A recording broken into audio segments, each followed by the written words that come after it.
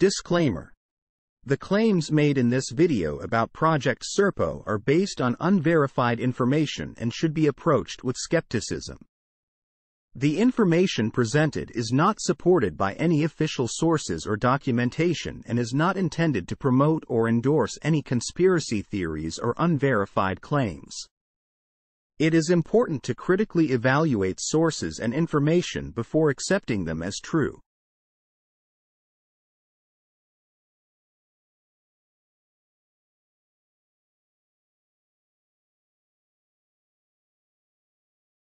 Welcome to my YouTube channel. Today, we're going to talk about Project Serpo, a top-secret government program that allegedly involved human interaction with extraterrestrial beings on a planet called Serpo. So, what exactly is Project Serpo? Let's find out. Project Serpo was a classified program that started in the late 1960s and involved the exchange of personnel between Earth and an alien planet named Serpo.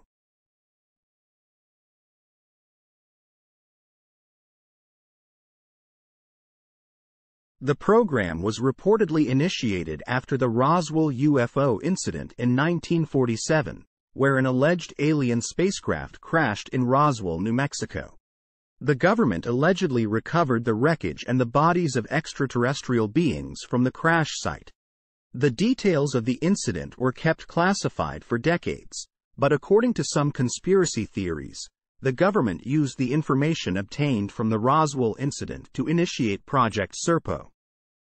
The team involved in Project Serpo reportedly consisted of 12 military personnel, including 2 women. They were trained for 2 years before embarking on the mission.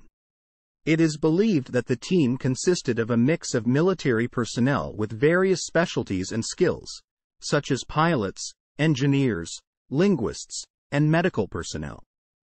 The team was led by a man named Richard Doty, who was a special agent for the U.S. Air Force Office of Special Investigations. Doty claimed that the team traveled to Serpo, which is located in the Zeta Reticuli star system, approximately 37 light-years away from Earth. It would take approximately 9 months to travel to Serpo by an extraterrestrial spacecraft, which used a principle known as gravity propulsion. The team supposedly stayed on Serpo for 13 years. During their stay, they learned about the culture, language, and technology of the inhabitants. The extraterrestrial species on Serpo was different from the species involved in the Roswell incident. The Serpo aliens were reportedly taller and had a more human-like appearance. According to Doty, the Serpo planet had 2 suns and the planet apparently had a population of around 650,000. The concept of time on the Serpo planet is different from Earth. 1 year in Serpo is equivalent to 1.5 Earth years. The team reportedly stayed on Serpo for 13 years, and when they returned to Earth in 1978, only 8 of them came back. 2 members of the team died on the Serpo planet. One died due to an illness, and the other died in an accident. 2 members of the team also decided to stay on the Serpo planet forever. So, what happened to the team members who returned to Earth? Well, according to Doty, they were debriefed and then went on with their lives. However, the details of their experiences on Serpo remain shrouded in mystery. During the late 1960s, the United States government embarked on a highly classified mission called Project Serpo. The objective of this mission was to establish diplomatic relations with extraterrestrial civilizations known as the Ebens. A team of 12 military personnel, referred to only by their 3-digit numbers and nicknames, was selected for the task and sent to the distant planet of Serpo in a far-off galaxy. The first day of the mission is described in detail, including the loading of cargo into the shuttlecraft, and the team's initial impressions of the craft's design. The team members did not use retention harnesses during takeoff, but instead held onto a bar across their benches. On the first day of the mission, the team arrives at the rendezvous point, but they are confused and disoriented. They are helped by EBEs and their cargo is offloaded onto the ship. The ship is described as being very large, with high ceilings and different areas. The team is taken to a special area with bigger chairs, and they eat some sea rations and the EB's food. The MVC tells them they will begin their trip soon and they need to sit in the chairs. The team does not feel any weightlessness or dizziness yet, but they are unsure of what to expect from this point on. On day 2, the team is placed in clear containers that isolate them from the ship, causing dizziness and confusion. They are eventually treated with medicine and a bluish light by the EBEs. And they are instructed to stay in the containers at certain times. They are fed the EB's food and milky liquid, which sometimes upsets their bowels. The team is eventually allowed to leave the containers and explore the ship, which is described as being very large and containing a control center with EBs sitting in seats. The EBs allow the team to wander around the ship and operate the movement centers. The team is shown the engine room, which contains large metal containers and a copper-colored coil that emits a dull hum. The MVC informs them that they are halfway to their home planet and will feel better once the ship gets out of a time wave. The team commander wakes up confused and disoriented inside a glass bowl in a strange room. He finds that 11 members of their crew are also in similar bowls, but one crew member is missing. The room has soft walls and a ceiling that resembles a mattress, and there are tubes running from the bowls to the floor. He has trouble remembering how they got there and how long they have been asleep. He finds a television screen monitoring the bowls but cannot read the information displayed. He has a burning rash on his hands and wonders if it is radiation burns. He decides to return to his bowl and stop making entries in their diary. The team commander wakes up again and finds that one crew member has died while they were asleep in their bowls. The EBN provides the team with fluids and biscuits that help them feel better. The team discovers that all their equipment is in the room, and they inventory everything. They decide to keep diaries and create a 7-day calendar to keep track of time. The team jokes and tries to keep their spirits up. They also try to figure out how long they have been traveling and what happened to their missing equipment. The team commander can't find the first part of their diary and is unsure if they dreamed about getting into the command station. The crew is led to a large room where they eat and prepare for landing.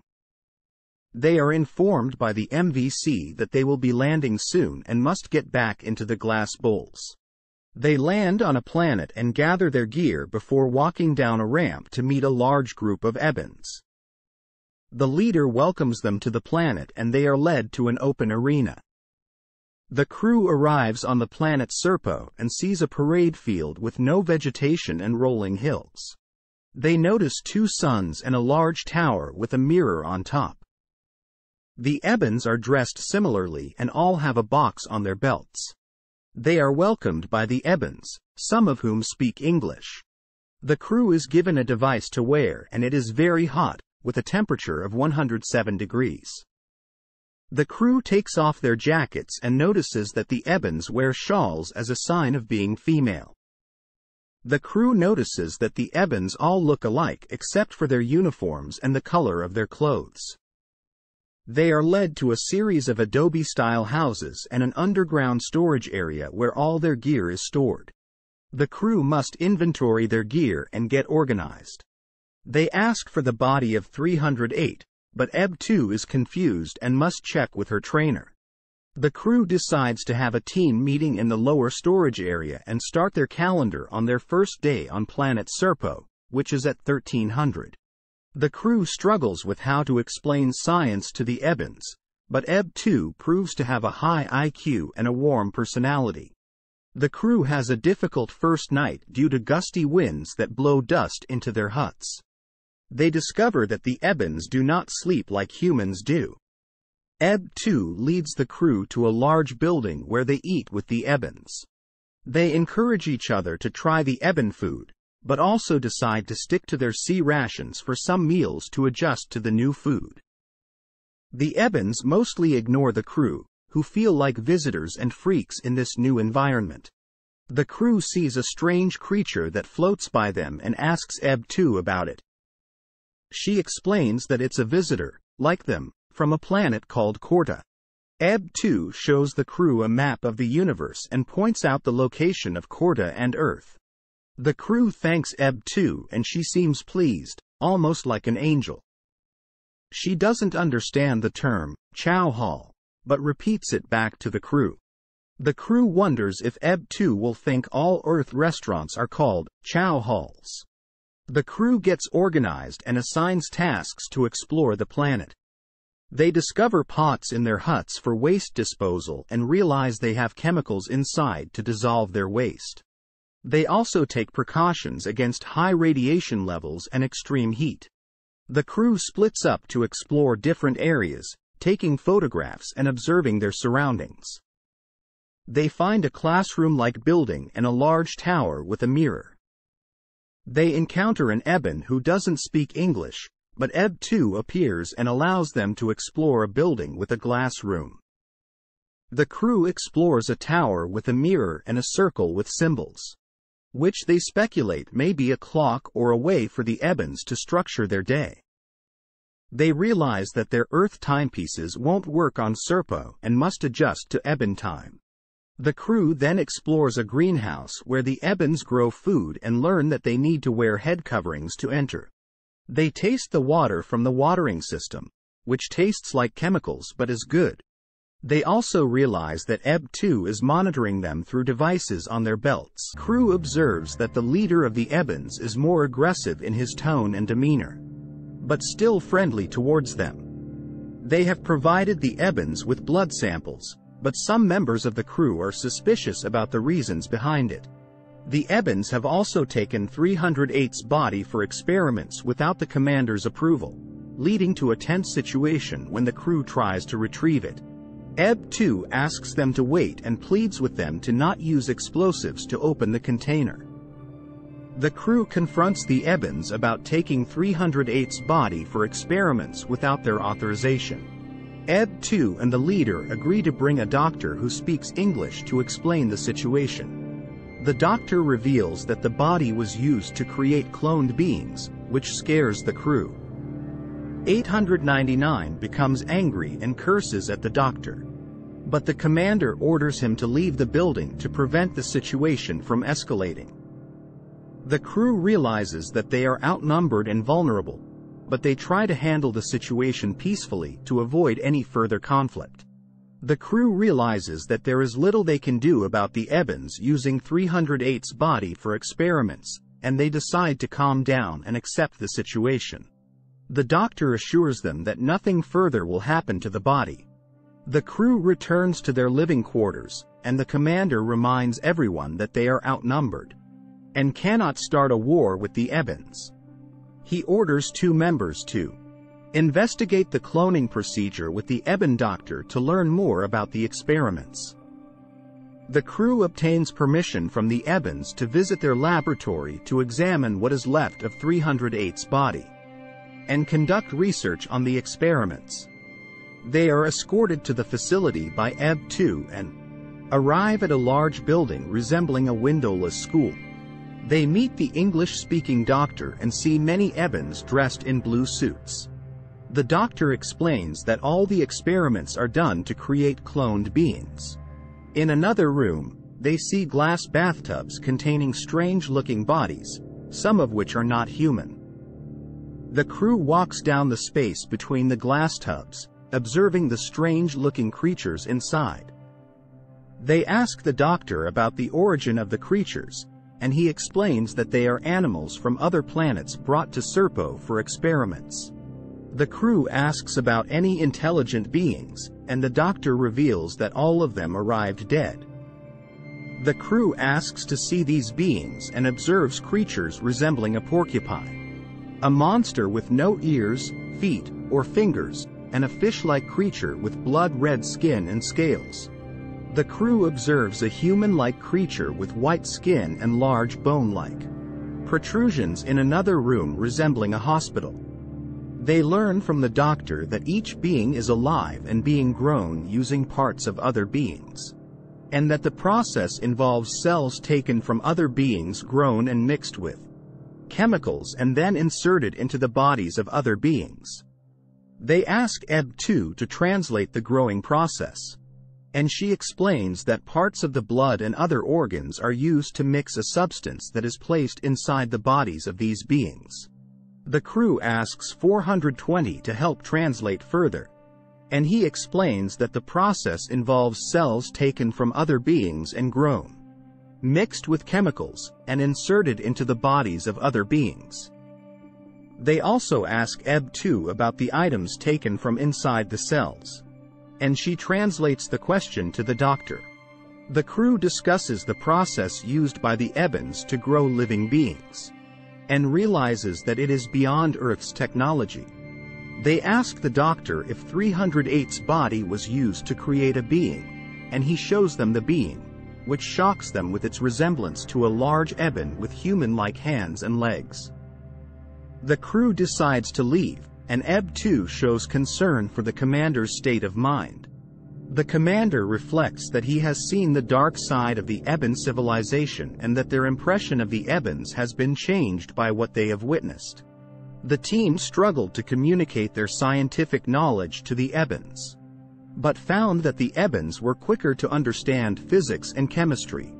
They observed strange things about Eben technology, including a locator with no recognizable electronic components.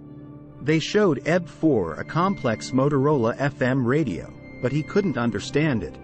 The team decided to start a school to exchange knowledge, beginning with teaching about light and wavelengths, including non-visible light and the spectrum of light, as well as cosmic rays and how to measure them. 661 then continued to teach about gamma rays, X-rays, and ultraviolet light.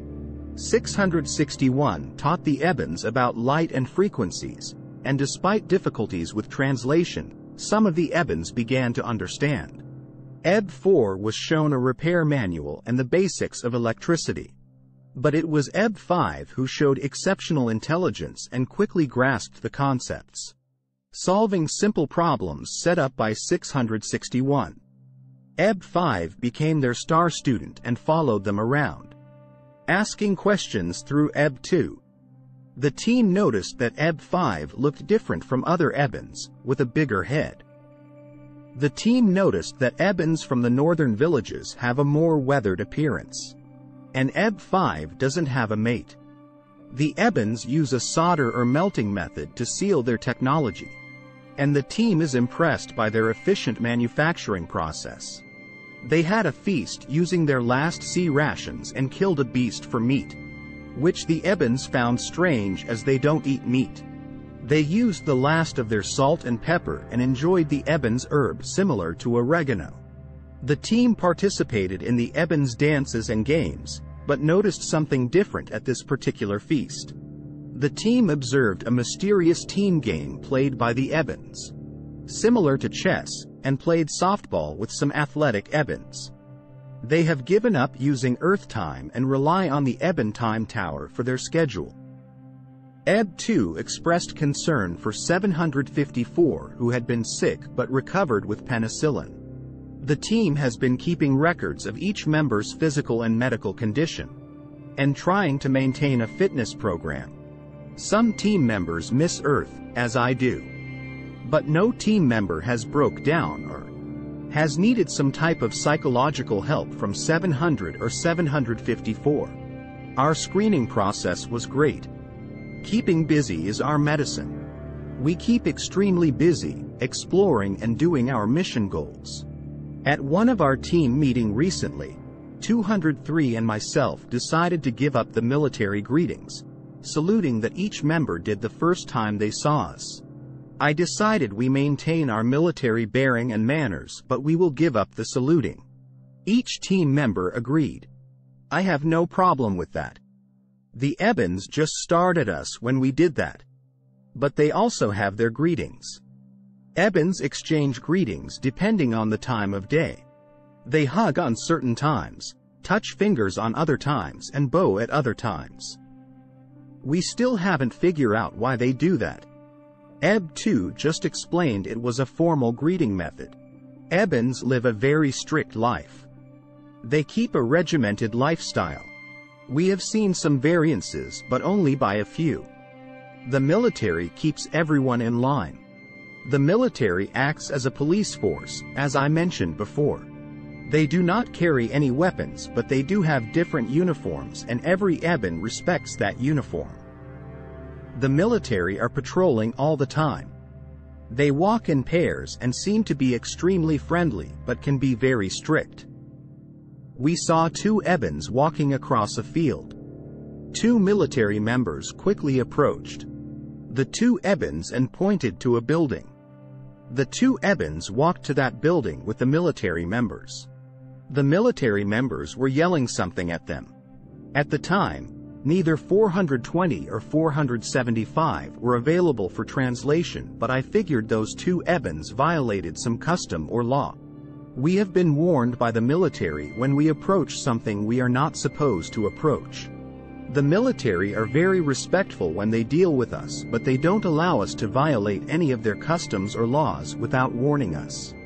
The military presence on the planet is more than necessary, but they have not threatened or interfered with the team's mission. The team was alerted when an unknown spacecraft entered the planet's orbit, but it turned out to be a natural piece of space debris. The team violated instructions and went outside during the alert. But the situation was quickly resolved, and EB2 assured them that everything was all right. Timekeeping was a problem for them since the batteries controlling the timepieces brought by the team eventually ran out. This meant they could not keep track of the calendar, so they eventually relied on Serpo time, which was governed by the movement of their suns. So they lost track of Earth time and ended up staying 13 years instead of 10. It was determined by Earth scientists that Kepler's law of planetary motion did not apply to Serpo. Physicist was consulted on this, and wrote about 60 pages of opinion on the subject, but ultimately had to acknowledge that earthly laws of physics do not necessarily apply out of this solar system. The 8 people returned in 1978, and were debriefed for a solid year by the Air Force Office of Special Investigations, which resulted in a 3,000-page book. They were then released into civilian life. The last survivor of this brave and historic band of pioneers passed away in 2002. They had all absorbed large doses of radiation while on Serpo, and it is believed that this shortened their lives. The journey diary of the team commander concludes here. Thank you for watching all 3 episodes of Project Serpo.